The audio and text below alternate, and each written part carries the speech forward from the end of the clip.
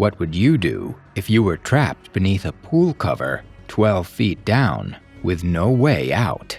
Wake your ass up, come on! This isn't just a fight for survival. It's a fight against the monsters of the past. The story begins on the very last day before a long holiday weekend. The community pool is closing, the staff is finishing up, and everyone wants to head out and enjoy their break. Bree is at the pool practicing her laps. She's strong, graceful, and focused, the kind of woman who seems to have everything together. She's recently engaged. Her life looks picture perfect, and she even takes off her engagement ring and places it safely in her bag before diving back in. Her sister Jana soon arrives. Jana has just come back from rehab after struggling with drug addiction. She's rougher around the edges, still vulnerable, still insecure, but she loves Bree, and the sisters meet in the pool for what should be just an ordinary swim. At the same time, the pool manager is walking around, pinning up closing notices and talking on the phone. He's distracted, eager to leave. Ladies, we're closing up. You need to get out of the pool. And nearby, Clara, the janitor, is caught sneaking money from the lost and found. The manager confronts her, reminding her that this is the third time she's been caught stealing. Clara, a former inmate on parole, has her job dangling by a thread. The manager tells her she's fired, but she still needs to clean the place before she goes. You finish out your shift, and you're done. As the pool nears closing, Bree notices something horrifying.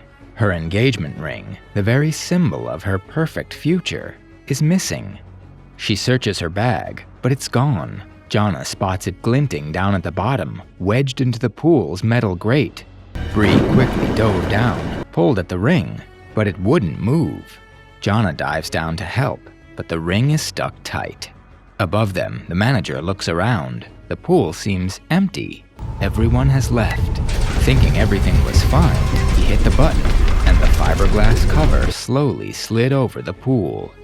Bree and Jana resurface too late. The cover is already sliding shut, locking them in. They pound on it. They try to shout. We're in the pool! Let it down! We're trapped in it! But the manager is gone. The sound of the latch echoes, final, and then silence. They are trapped. At first, the sisters try brute force. They push at the cover. They try to lift it, but it's heavy. Fiberglass, nearly unbreakable. Jana explodes in anger, screaming at Bree that all of this is her fault, risking their lives for a stupid ring. As the hours stretch, they search for weak spots and find only a tiny hole in the cover, too small to fit a hand through. It's just enough for sound, not enough for escape. That's when Jana finally opens up. She admits she was jealous of Bree, jealous of her stable life and her wedding coming up. Out of envy, she had actually tried to throw the ring away on purpose. Bree is shocked and hurt, but there's no time to argue. The water is freezing, and the night is closing in. Bree dives again and again, and finally she wrenches the ring free from the gate. She also tries to lift up the grate, but she fails. The sisters agree to stop fighting because survival is the only goal now. The automatic pool lights shut off. Darkness swallows them. Hours pass. On land, Bree's phone rings. Her fiancé David is calling again and again, but the phone sits locked inside the bag. The sisters can't reach it. Jana starts complaining about David. She says she never trusted him and blames him for not even checking on Bree when she didn't answer his calls. The sisters fight again, but then Bree suddenly turns pale. She confesses something she's been hiding. She has diabetes.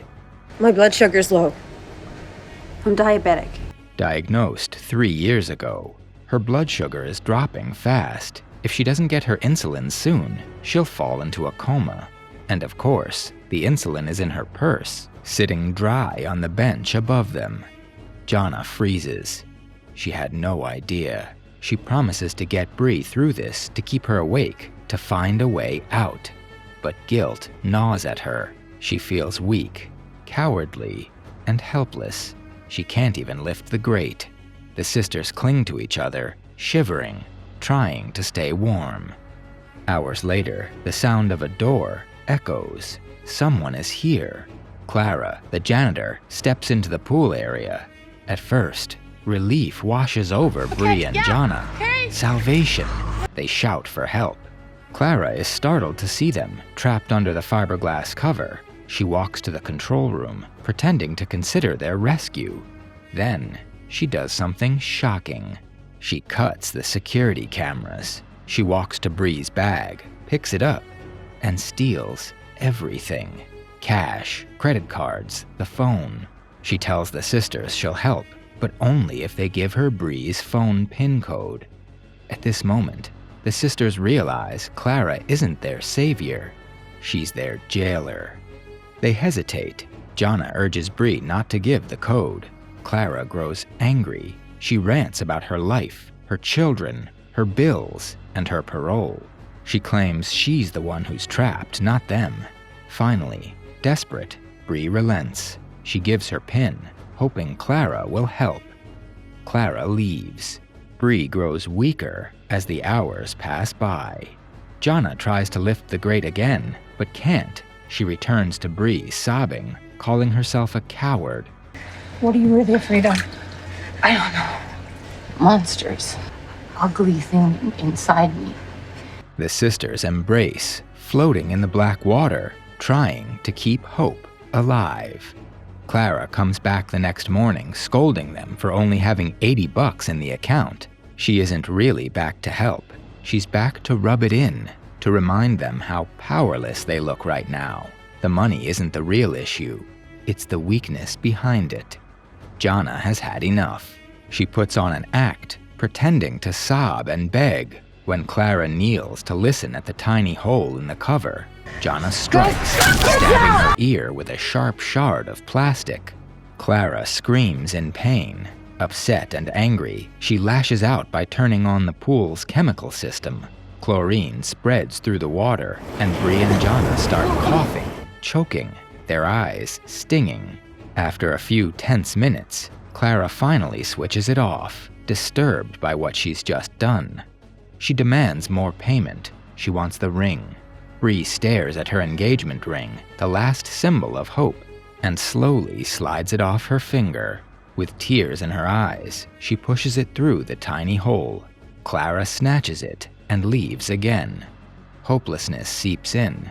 Jonna blames herself for everything. Bree comforts her, forgiving her. Their bond, tested and twisted, begins to heal. But hallucinations come. Bree, weak from low blood sugar, starts to see visions. She imagines the cover opening, David rescuing her, Jonna gone. She jolts back to reality, panicked, searching for her sister. She finds Jonna sinking the same plastic shard at her throat, ready to end her life. Bree screams, begging her to stop. She tells her she needs her, that she will always need her, that no one is abandoning her. Jonna sobs, admitting she feels she will always drown in drugs, even if they survive. Jonah, I want to hear you say it! But Bree's words cut through. They hold each other. Meanwhile, Clara admires the ring on her finger, but when she checks Bree's phone, she hears David's voicemail. He says he hasn't seen Bree, and he's calling 911. Panic washes over Clara. If the police arrive, her parole is over. She rushes back to the sisters. She threatens them, promise to never tell anyone about her, or she'll abandon them forever. Exhausted, they agree. Clara tries to open the pool cover, but the code the manager had given her no longer works, and Clara leaves them behind to their own fate. Another night passes. Bree slips in and out of consciousness. Jonna fights to keep her awake. Bree suddenly confesses. During the fire years ago, she kept their abusive father from escaping. "I killed that monster," she whispers. I killed the monster. It's a dark truth she's carried for years. Fueled by determination, Jonna dives again. She hooks a towel into the grate, pulling with everything she has. Metal bends. Finally, She rips it free. She swims to Bree, who has already passed out and slipped beneath the surface. Jana drags her up, performing frantic CPR. At last, Bree breathes. Together, they tear at the fiberglass cover. Jana's arms bleed, but she rips the hole wider, wider, until they claw their way out into the open air. She gives Bree the insulin shot. For the first time, hope feels real. But Clara isn't done. She returns with a gun, her face twisted in guilt and fear. She points it at the sisters, shaking, threatening to kill them rather than go back to prison. And then, she lowers the gun. She breaks down, handing the ring back. She tells them to call the police, but begs them not to mention her. Jana does call 911. The ambulance arrives. Bree is conscious again, safe, clutching her ring. The sisters, soaked and trembling, walk out together. In the final moments, Bree asks Jana how she got her ring back. Jana looks at her and whispers, "We killed the monster." I killed the monster. The movie 12 Feet Deep leaves us with haunting questions. What would you have done, trapped under 12 feet of water with no one coming? Comment your thoughts below. If this story gripped you, check out our other breakdowns of survival thrillers.